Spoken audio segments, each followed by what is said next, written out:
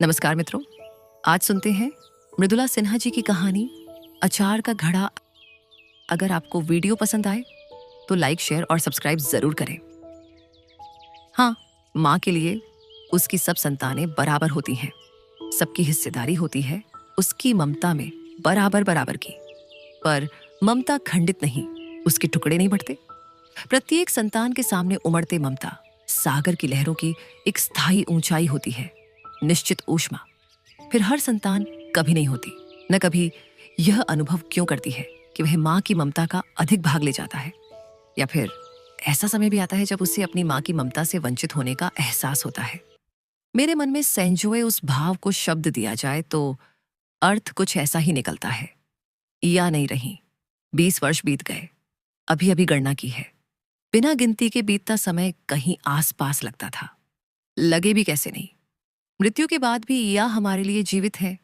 उनका हंसना, रोना, गुस्साना, मनाना, बिलखना, बिछुड़ना, सब यादें जीवंत हैं।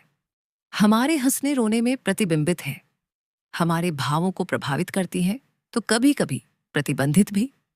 ईया के लिए उनके घरेलू सामान उतने ही प्रिय थे जितने उनके बच्चे।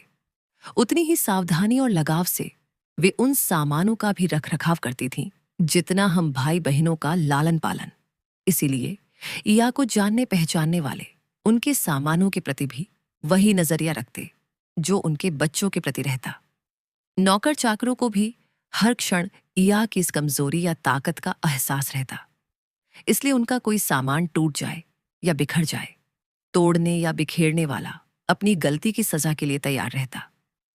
यहां तक कि बड़े मनोयोग से ध्यान मग्न हो आंगन के बड़े बरामदे पर चौकी माली बैठी ईया जब सब्जियां काट काट थालियां सजाती, धोने या छौंकने वाले को भी उतना ही मनोयोगी बनना पड़ता, वरना उसकी खैर नहीं।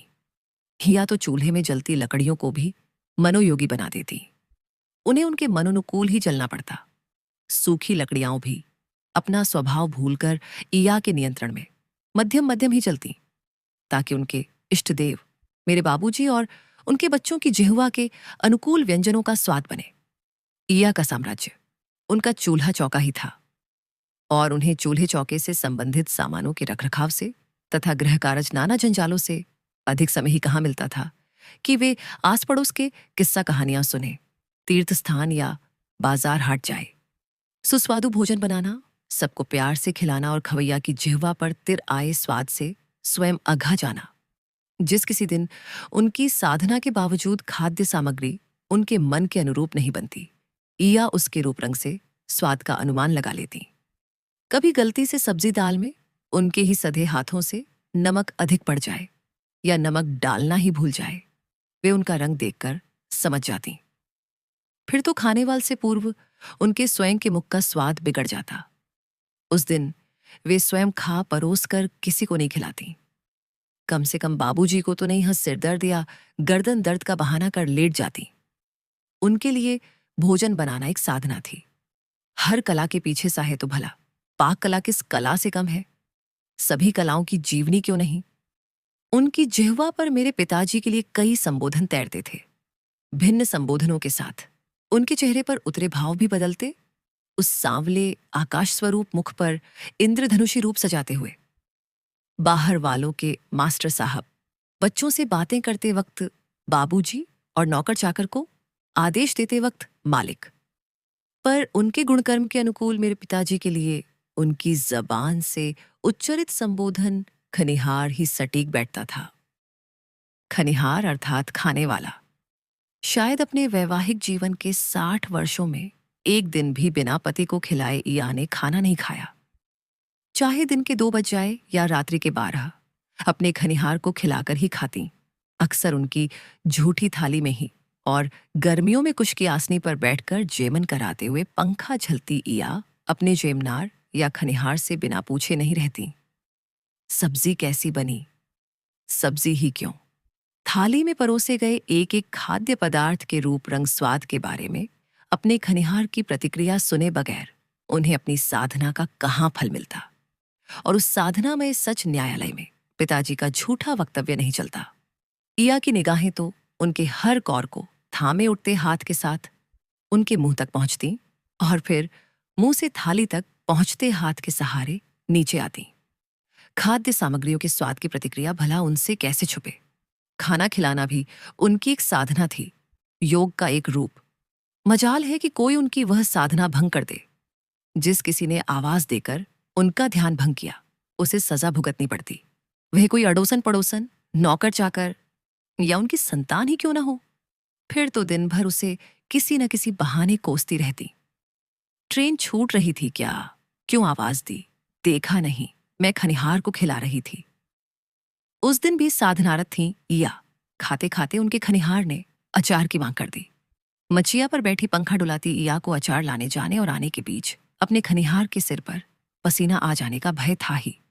कमर के दर्द के कारण उठने और बैठने में समय अधिक लगना था। ईया ने आवाज दी, मधु। मैं दौड़कर गई। हाँ, जरा अचार ले आना, दीवार वाली अलमारी में है, पुराने घड़े से लाना, काला घड़ा। मैंने भी मां की आज्ञा पालन में तत्परता दिखाई। वे पिताजी को सुनाती रहीं, नया वाला अचार तो अभी गला ही नहीं, तेल भी नहीं डाली हूं। तेल पेड़ने वाली को बुला बुलाकर थक गई, आज जाए फिर खबर लूंगी।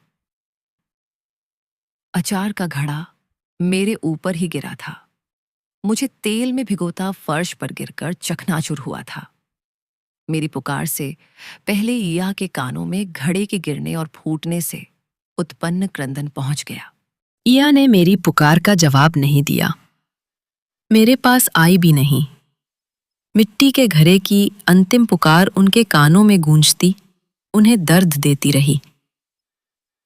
ईया 2 दिनों तक मुंह लपेटे पड़ी थीं। उन्हें सांत्वना देने आने वालों के भिन्न भिन्न स्वर थे। उठिए, मिट्टी का ही तो घड़ा था, फिर गड़ जाएगा। बेटी को तो देखो, रो रोकर उसकी हालत खराब हो गई, कैसा मुंह सूख गया है। ईया नहीं उठी, मेरी ओर देखा तक नहीं। रोती चिल्लाती, मुझे मारती पीटती तो शायद मुझे उतनी पीड़ा नहीं होती। उनकी चुप्पी, उनके मौन का तीव्र शोर मुझसे बर्दाश्त नहीं हो रहा था। रो रोकर मेरी हालत खराब। मेरी चाची को उस घड़े की जीवन यात्रा के एक एक पड़ाव पर रखे कदम की पहचान थी।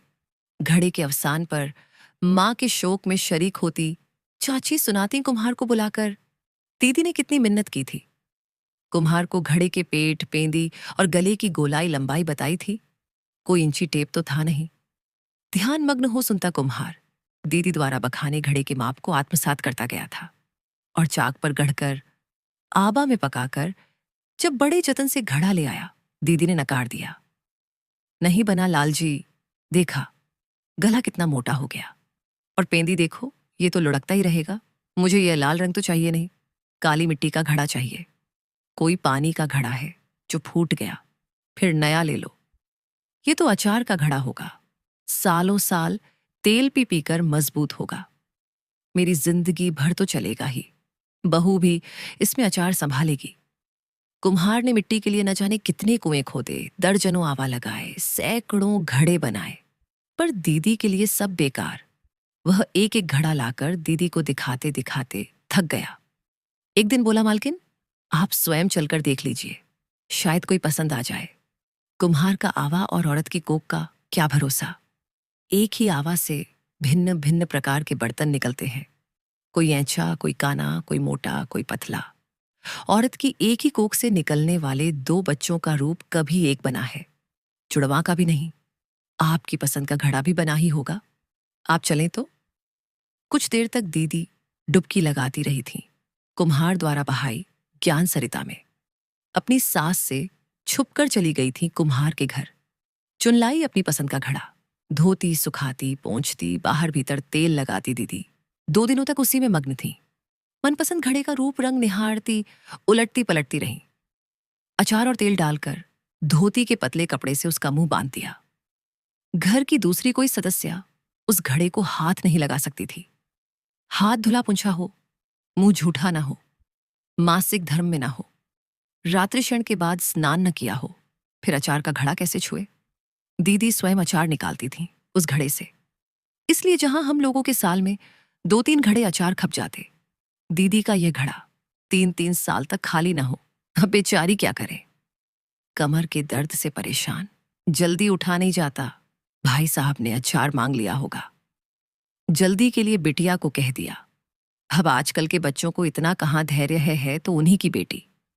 पर दीदी वाली बात कहाँ, मानो मिट्टी के घड़े नहीं, ईया के किसी बच्चे की कहानी सुना रही हूं, उन्हें ढाढ़स बंधा रही हूं। अब जो बीत गया उसे बिसारिए, बेटी की सुध लीजिए। लेकिन ईया कहाँ बिसारने वाली थी, और न मुझसे बिसर पाए ईया के शोक के वे दिन। ईया मुझसे ज्यादा भी किसी को प्यार करती थी। उस दिन से समझ में आ गया, गांठ पड़ गई मेरे मन में। फिर तो उनके अतीव लाड़ दुलार को भी मैं सहम सहम कर स्पर्श करती। बाबूजी उन दिनों गीता के दूसरे अध्याय के हिंदी रूपांतर को ऊंचे स्वर में पढ़ने लगे थे। ईया के साम्राज्य तक स्वर पहुंचते थे, भाव नहीं। ईया के साधना साम्राज्य में निर्लिप्तता का प्रवेश निषेध था। प्रतिदिन उन स्वरों में गीता के संदेश को पढ़ते बाबूजी को विश्वास था कि एक न एक दिन ईया को विरक्ति भाव में डुबो पाएंगे। कभी कभी ईया विरक्त होती थी। बाबूजी द्वारा अपने भावों की अवहेलना या अस्वीकृति पर उनका हृदय रुदन स्वर बनकर रिश्ता। अंधेरा आगे रोए, अपना दीदा खोए। घड़े के अवसान पर भी विरक्ति भाव फूटे थे। आखिर अपनी लाडली बेटी की ओर मुड़कर भी नहीं देखना, निर्लिप्तता का ही तो प्रकटीकरण था। उस घर में अचार के घड़े की वंशावली का वह अंतिम घड़ा था। उसके बाद तो दीवार की अलमारी के उसी स्थान पर भाभी शीशे के मर्तबान में अचार रखने लगी। ईया की साधना में दिन प्रतिदिन कमी आती गई थी। शरीर साथ नहीं देता था। अपने स्थान पर बैठकर चूल्हा सुलगाती भाभी या नौकरानी से भी ईया उतने ही मनोयोग की अपेक्षा रखती। खटिया पर पड़ी पड़ी चिल्लाती रहती। शनय शनय शांत हो गई, और जिस दिन वे चिरमौन धारण कर अनंत साधना में लीन हुई, सब उनके लिए रो चिल्ला रहे थे। सांवले स्वरूप पर शांत निर्विकार भाव मानो झंझ रहे हों। एक सुहागन को अंतिम बार दुल्हन की तरह सजाया गया। पोती नातिन ने मिलकर श्रृंगार किया। लाल साड़ी, लाल बड़ी सी बिंदी, सन की तरह सफेद बालों के बीच बनी मांग में चौड़ी लाल लकीर, पांवों में आलता। मां का वैसा रूप निरख बिलख उठे बाबूजी। गीता के सारे संदेश उनके रुदन स्वर के साथ बिखर गए। ईया के निर्जीव शरीर से आसक्त होते बाबूजी को देखती उपस्थित आंखों के अनुसूक गए। मैं दूर बैठी सब देख रही थी। रोती हुई चाची मेरे पास आकर बोली, आओ तो दीदी से गले मिल लो, प्रणाम कर लो, अब तो मां नहीं मिलेगी। अब भी गुस्सा है क्या ईया से? अरे बेटी, दीदी के लिए मिट्टी के घड़ा और अपने बच्चा में कोई अंतर कहाँ था? मुझे पकड़कर ईया के पास ले गई। मैंने बड़ी हिम्मत जुटाई। ईया के चेहरे पर तिर आए भाव को पढ़ने लगी। वहां कहाँ थे भाव? निर्विकार, निर्लिप्त, वही मौन तो था जो अचार के घड़े के अवसान पर साधा था ईया ने। पिछले 10 वर्षों में जिस मौन को न भाव न शब्द कुछ भी तो नहीं दे पाई थी मैं, ईया के मौन ने मुखर होकर सब दे दिए। ईया पहुंची हुई योगिनी ही तो थी, जिसके लिए अचार के घड़े और बच्चों में कोई भेद न था। ईया के जीवन का सार पाकर मैं पुलक उठी। बिलखते हुए बाबूजी के पास जाकर मैंने सुनाया, वासांसी जीर्णानी यथा विहाय नवानी रहनाती नरो अपराणी। बाबूजी की जोरदार हिचकी सुन भी मैं शांत रही। मौन, मानो मेरी मां नहीं, सामने किसी मिट्टी के बर्तन का क्षत विक्षत स्वरूप पड़ा हो।